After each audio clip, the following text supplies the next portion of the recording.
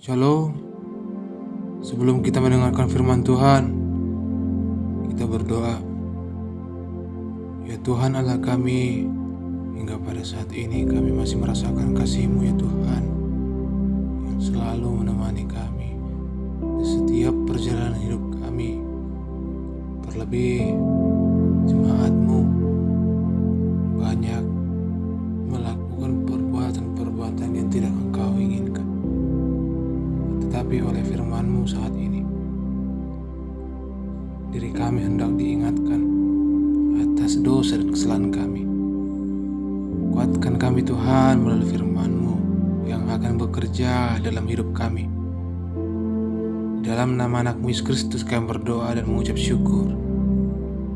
Amin. Firman Tuhan tertulis dalam kitab Yeremia pasal 22 ayat 1 sampai dengan ayat 9. Saya akan bacakan. Beginilah firman Tuhan. Pergilah ke istana Raja Yehuda dan sampaikanlah di sana firman ini. Katakanlah, dengarlah firman Tuhan, hai Raja Yehuda yang duduk di atas tahta Daud. Engkau, pegawai-pegawaimu dan rakyatmu yang masuk melalui pintu-pintu gerbang ini. Beginilah firman Tuhan, lakukanlah keadilan dan kebenaran. Lepaskanlah dari tangan pemerasnya orang yang dirampas haknya.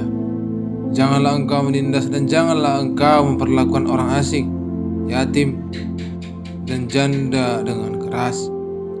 Dan janganlah engkau menumpahkan darah orang yang tak bersalah di tempat ini. Sebab jika kamu sungguh-sungguh melakukan semua itu, maka melalui pintu-pintu gerbang istana ini akan berarak masuk raja-raja yang akan duduk di atas tahta Daud dengan mengendarai kereta dan kuda.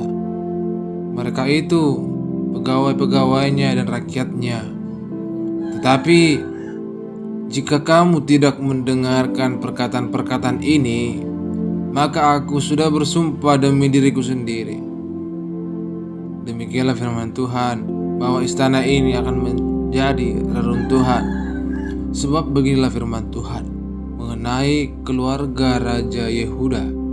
Engkau seperti Gilead bagiku, seperti puncak gunung Libanon. Namun pastilah aku akan membuat engkau menjadi padang gurun, menjadi kota yang tidak didiami orang. Aku akan menetapkan pemusnah-pemusnah terhadap engkau, masing-masing dengan senjatanya. Mereka akan menebang pohon aras pilihanmu dan mencampakkannya ke dalam api. Dan apabila banyak bangsa melewati kota ini, maka mereka akan berkata kepada yang lain, mengapakah Tuhan melakukan seperti ini kepada kota yang sebesar ini? Orang akan menjawab, oleh karena mereka telah melupakan perjanjian Tuhan Allah mereka, dan telah sujud menyembah kepada Allah lain dan beribadah kepadanya. Saudara yang terkasih, tak jarang kita dengar jikalau sudah pada masa-masa pemilu, pemilihan bupati, wali kota, gubernur, pastinya banyak janji di sana akan keadilan, akan kesejahteraan, akan kebenaran, akan kesetiaan, akan janji yang telah ia berikan. Tetapi tak jarang juga yang berbalik dari hal itu. Kira-kira demikian yang dikritisi oleh Nabi Yeremia pada kitab ini terhadap Raja Yehuda. Dan harus kita sadari saat ini, janji manusia hanyalah sebatas janji. Tak ada janji yang setia selain janji Tuhan dalam setiap hidup kita. Tetapi mengapa sering hal itu terjadi? Karena manusia lebih tertarik dengan janji mereka sendiri, dengan janji orang lain, janji manusia. Karena itu menjanjikan lain hal dengan janji Tuhan, seolah-olah janji Tuhan dikalahkan dengan janji manusia. Mungkin kita sudah pernah dengar akan renungan-renungan tentang hari esok, surga. Kita kan pasti mengantuk seolah-olah kita nggak tertarik pergi ke surga. Tapi coba janji-janji itu yang diucapkan manusia. Yalah, kalau Anda ikut dengan saya, maka Anda bisa dapat gaji 10 juta per minggu. Ya, pasti cepat. Dan sebenarnya kita yang telah membuat hal tersebut menjadi biasa dalam kehidupan kita, seolah-olah itu perbuatan yang tidak berlawanan dengan Tuhan. Ya, untuk dunia kita sering mengatakan, ya kita masih di dunia. Tapi di lain hal kita mengatakan kita bukan berasal dari dunia lagi. Kita sudah lahir baru. Terkadang kita munafik.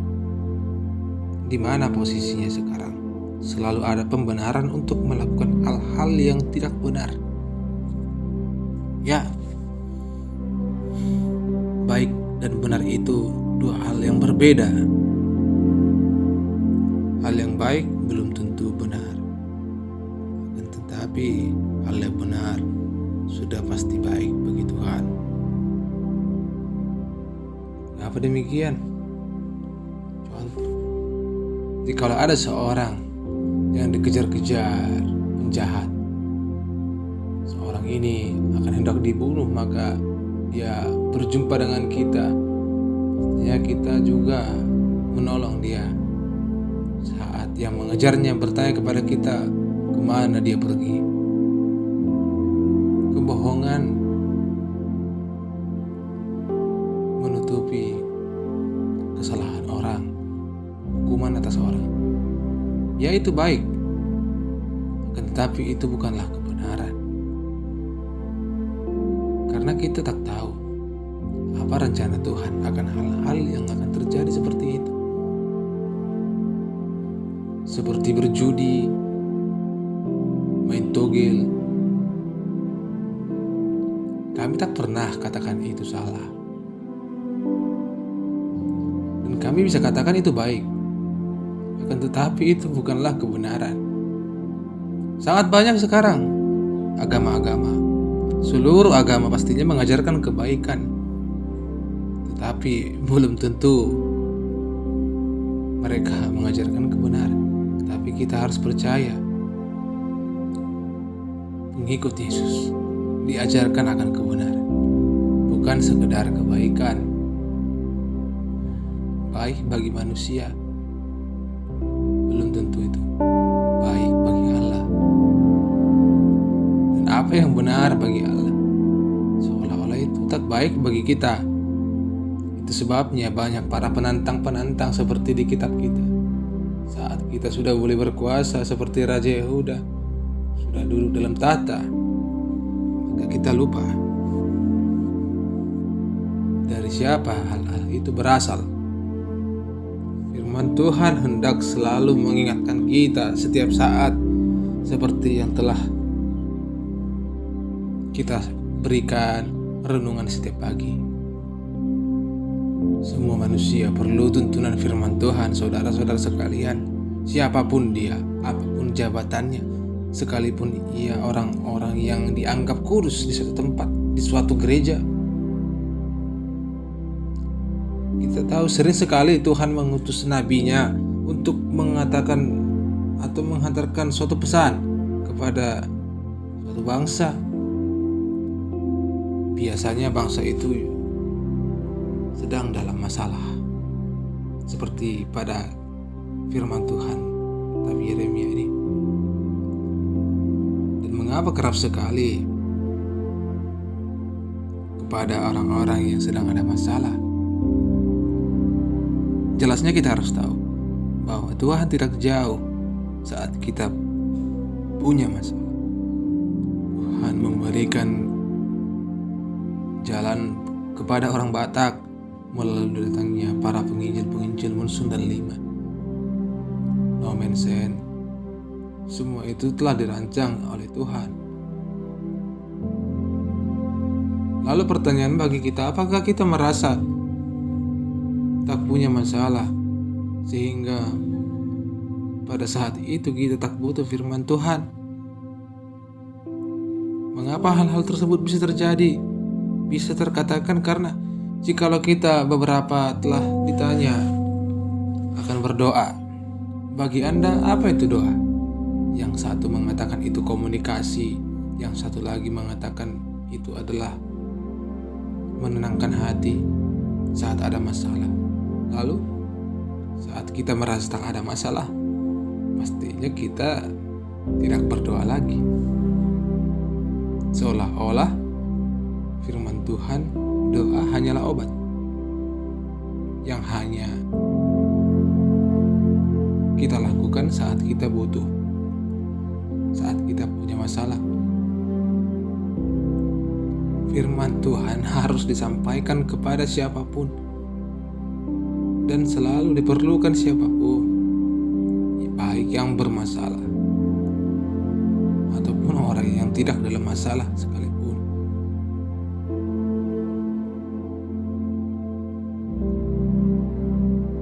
Saudara sekalian, ketidakadilan dan kebenaran. Mengenai ketidakadilan, sering sekali kita rasakan dan kita lakukan. Lalu pertanyaannya, apakah firman itu hanya perlu kepada korban ketidakadilan? Pastinya pelaku ketidakadilan itu juga berada pada masalah yang luar biasa, yang nuraninya sudah beku. Kita tak pernah sadar, bahkan hampir setiap hari selalu membuat seorang dalam suatu masalah. Kita harus boleh membandingkan yang tadi, kebaikan dan kebenaran.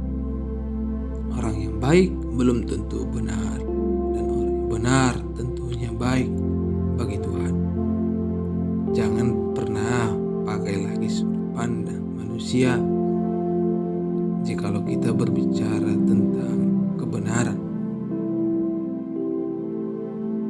Contoh halnya dalam suatu gereja, jikalau ingin menyambut seorang yang hendak ingin melakukan kegiatan di gereja, kalau orang itu orang kaya, maka akan disambut dengan baik. Apakah hal itu perbuatan baik? Ya, jelas baik. Tapi itulah bukan kebenaran. Karena sebenarnya itu bukan perbuatan yang menunjukkan keadilan terhadap orang-orang lain. Seandainya ada orang yang kurang mampu datang,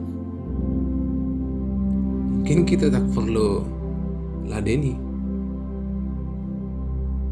Tapi kalau orang kaya, ya baiklah, baik dampaknya, bisa cepat-cepat ada pembangunan. Tapi kita harus ingat, hal-hal seperti itu bukanlah kebenaran.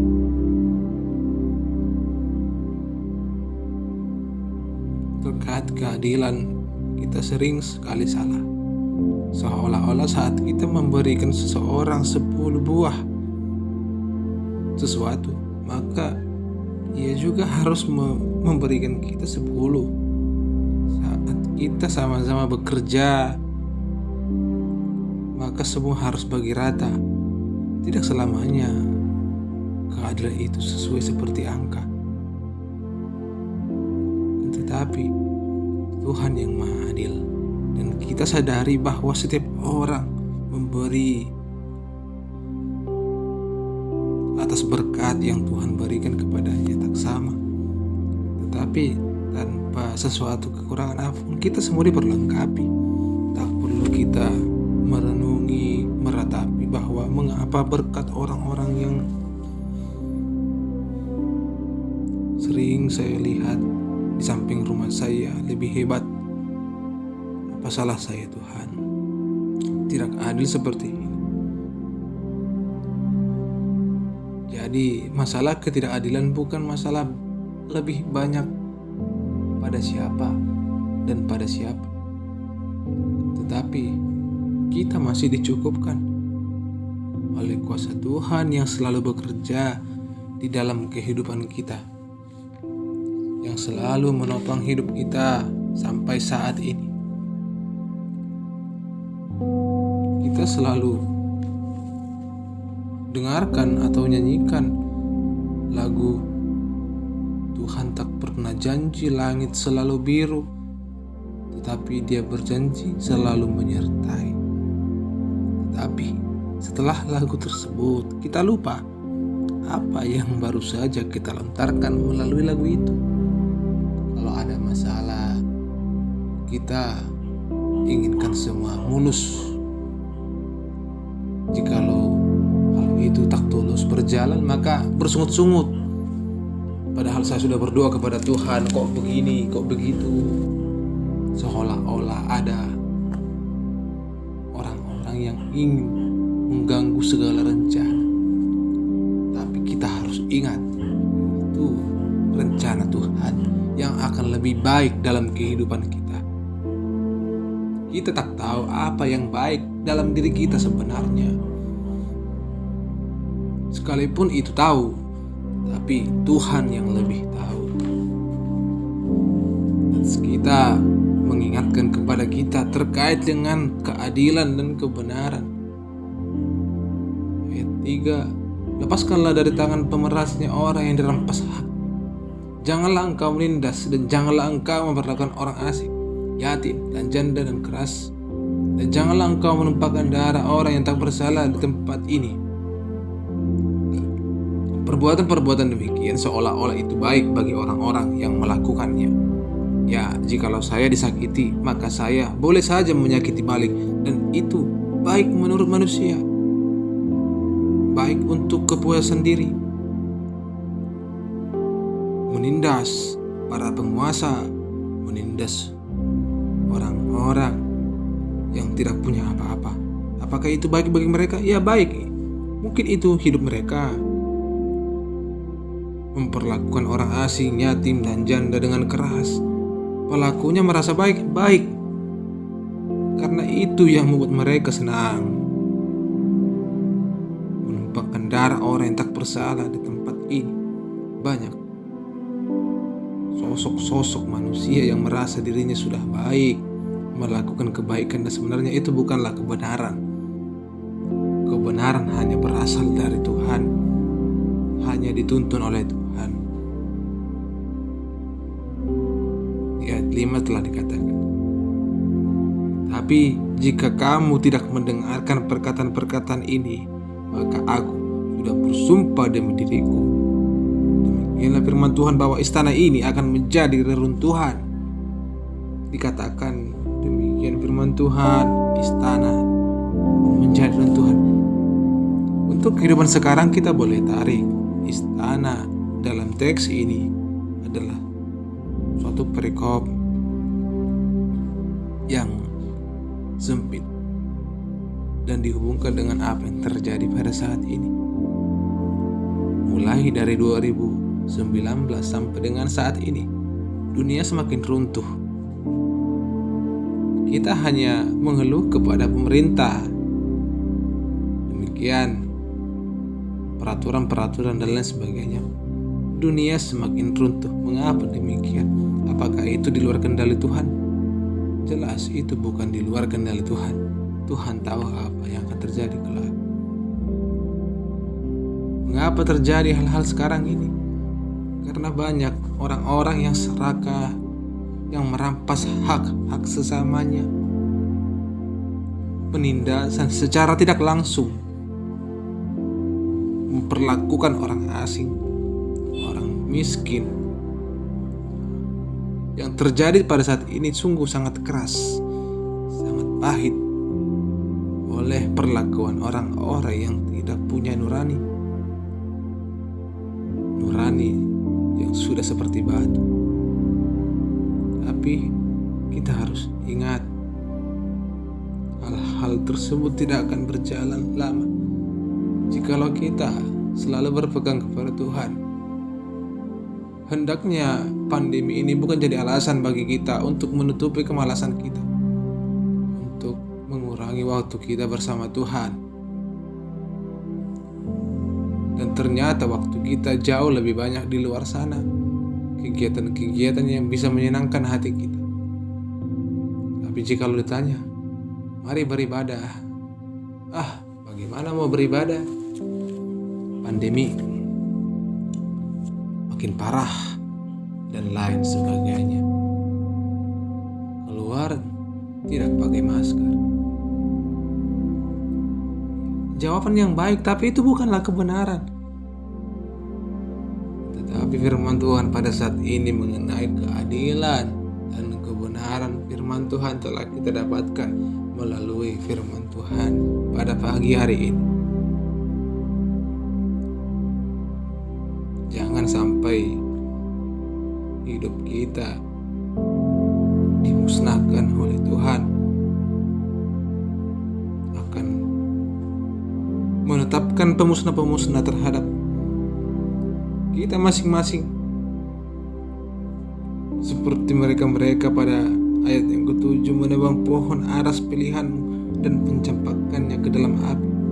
Pohon aras pilihan itu sangat berharga bagi mereka, dan mencampakkannya ke dalam api sungguh sangat hina. Apabila banyak bangsa melewati kota ini, maka mereka akan berkata kepada yang lain, mengapa Tuhan melakukan seperti itu kepada kota yang besar ini? Orang akan menjawab, oleh karena mereka telah melupakan pekerjaan Tuhan. Tetapi jikalau sekarang diperhadapkan, mengapa hidupmu seperti ini? Ya, itu karena perbuatan-perbuatan orang-orang sana yang selalu mengganggu hidup saya, maka saya jadi melarat dan segala macam. Apakah kita tak pernah menyadari mungkin karena kemalasan kita, karena tak setia kepada Tuhan? Kapanpun Tuhan bisa ambil apa yang ada pada kita. Kita harus ingat itu. Jikalau kita sempat berpaling dari jalannya, kita mensyukuri apa yang Tuhan berikan. Tapi yang kita berikan kepada Allah lain, itu adalah bentuk penghinaan yang cukup parah dalam hidup kita, yang sering kita sadari bahwa itu bukanlah dosa yang besar, itu hanyalah dosa-dosa yang ringan, yang tidak menjadi aib atau yang tidak tercela di mata orang. Tapi bagi Tuhan itu hal-hal yang sangat menjijikkan. Oleh karena itu saudara-saudara sekalian, kiranya dengan firman Tuhan pada pagi hari ini, kita harus melihat realita hukuman Tuhan kalau kita tak mau bertobat, tak mau mengubah perilaku kita. Oleh karena situasi yang terjadi pada saat ini bukan menjadi membuat kita merasa Tuhan itu tak pernah memandang setiap perjalanan hidup kita. Tapi kita diminta sekarang untuk berubah, semakin diberkati. Atau kita selalu bertahan begini terus dan akhirnya mati. Kita harus pilih kehidupan. Bukanlah hanya hidup di dunia saja yang pada akhirnya mati.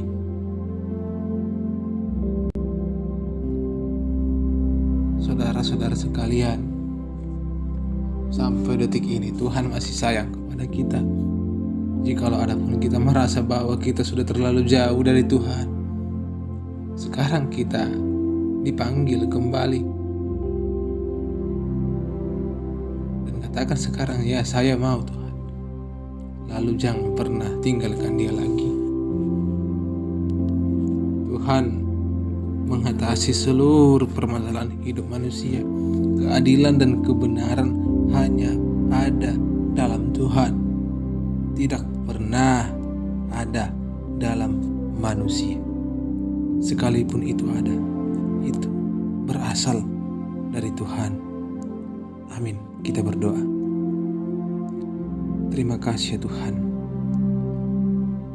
oleh karena firman-Mu, maka kami semakin diperbolehkan untuk mengubah perilaku hidup kami. Kami semakin mengetahui apa yang telah kami langgar oleh karena perbuatan-perbuatan jahat kami, baik kepada diri sendiri, begitu juga kepada sesama kami.